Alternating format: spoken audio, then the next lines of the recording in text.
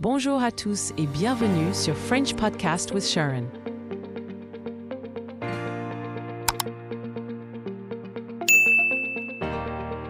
Bonjour à tous et bienvenue sur French Podcast with Sharon, votre espace sympa pour apprendre le français en s'amusant.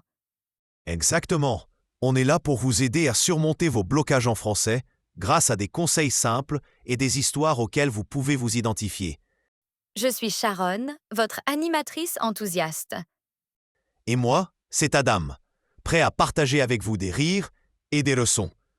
Aujourd'hui, on parle d'un sujet que beaucoup d'entre vous nous ont mentionné. J'ai peur de parler français. Ah oui, c'est un grand classique. Et croyez-moi, c'est une peur qu'on a tous connue. Dites-nous, vous est-il déjà arrivé de vouloir parler en français, mais de rester bloqué? Vous comprenez ce qu'on vous dit, mais impossible de répondre. Ça vous parle? Oh, je parie que oui. Une auditrice, Lisa, nous a écrit « Je comprends le français, mais quand je parle, j'ai l'impression de jongler avec des spaghettis. » Quelle image parfaite! Elisa, tu n'es pas la seule. Je me souviens de ma première fois à parler français en public. J'étais dans un café. Le serveur m'a demandé « Sur place ou à emporter ?» Et tu sais ce que j'ai répondu? Non, dis-moi. J'ai juste dit « Oui ». Rien d'autre. Pas de contexte, pas d'explication. Oh non. Et après? Le serveur a souri, il a répété plus lentement. J'ai finalement dit « À emporter ». C'était gênant, oui, mais je m'en suis sorti. Le monde ne s'est pas écroulé. C'est un super exemple. Les erreurs arrivent et elles font partie de l'apprentissage. La majorité des gens sont bienveillants. Ils apprécient que vous fassiez l'effort. La peur vient souvent du fait de trop réfléchir. Et si je me trompe?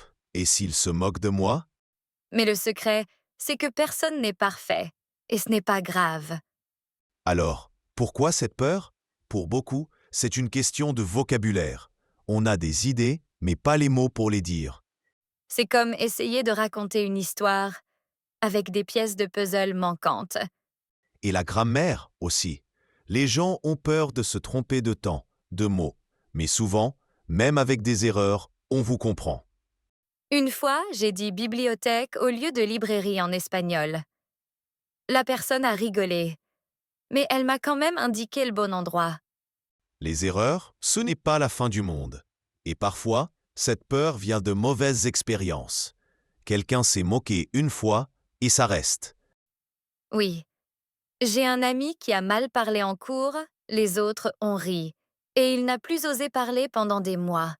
Mais un moment difficile ne définit pas tout votre parcours. Vous pouvez toujours recommencer. Parlons de perfectionnisme, l'un des plus gros freins. Beaucoup pensent, si je ne parle pas parfaitement, je ne parle pas du tout. Mais c'est un piège. Si vous ne vous lancez pas, vous n'avancez pas. Moi, j'ai dit un jour en italien, je mange des livres, au lieu de je lis des livres. La personne a rigolé, puis m'a corrigé, et j'ai appris. Exactement. Chaque erreur est une leçon. Chaque conversation est une chance de progresser. Pour moi, le déclic, c'était de voir que chaque discussion était un entraînement, pas un examen. Et plus je pratiquais, plus j'avais confiance. Oui, et j'ai commencé à célébrer les petites victoires. J'ai tenu une conversation de 2 minutes aujourd'hui. Ce changement d'état d'esprit fait toute la différence. D'ailleurs, passons aux astuces pratiques.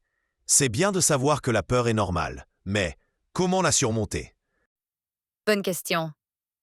Pour moi, la technique du miroir a tout changé. Je parlais à mon reflet. C'était bizarre au début, mais j'ai appris à m'écouter.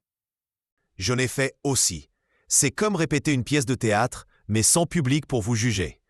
Ensuite, pratique avec une personne de confiance. Moi, c'était ma meilleure amie. Elle ne me jugeait pas. Et ça m'a donné le courage d'aller plus loin. Pareil. Et puis j'ai rejoint un groupe de conversation. Au début, j'écoutais. Puis j'ai commencé à parler. C'est là que j'ai vraiment progressé. Petit conseil. Parle de ce que tu vois autour de toi. Décris ta chambre, ton repas. 5 minutes par jour, c'est déjà super. Et j'adore le shadowing. Tu répètes ce que dit quelqu'un dans une vidéo ou un podcast. Ça améliore l'intonation et le rythme. Préparer les scénarios courants aussi. Commander au restaurant, demander son chemin. Si tu sais quoi dire à l'avance, tu es plus à l'aise en vrai. Et enregistrer sa voix aide beaucoup. Je n'aimais pas ça au début, mais j'ai fini par entendre mes progrès. Et surtout, trouve du soutien. Apprendre le français ne doit pas être un chemin solitaire. Rejoins une communauté, un groupe en ligne, un tandem linguistique, juste des gens bienveillants. Et n'oublie pas, la régularité, c'est la clé. Pas besoin de tout faire d'un coup. 10 minutes par jour, c'est parfait. Même les petites conversations comptent. Et célèbre chaque progrès. Tu as osé parler? Bravo!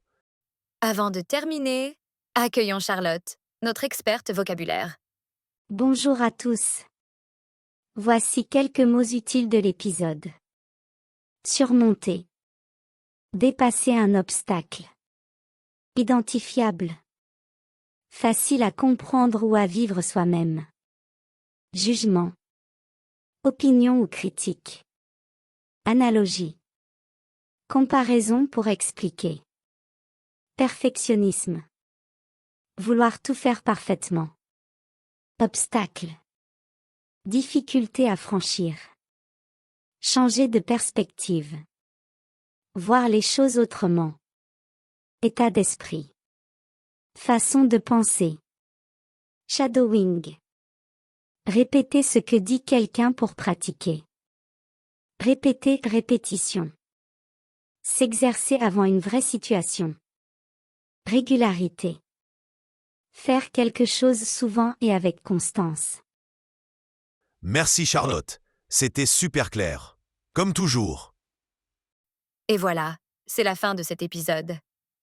Merci de nous avoir écoutés. Continuez à parler, même avec des fautes. Chaque mot est un pas en avant. Vous êtes capable, et on est là pour vous accompagner. À très bientôt dans le prochain épisode de French Podcast with Sharon.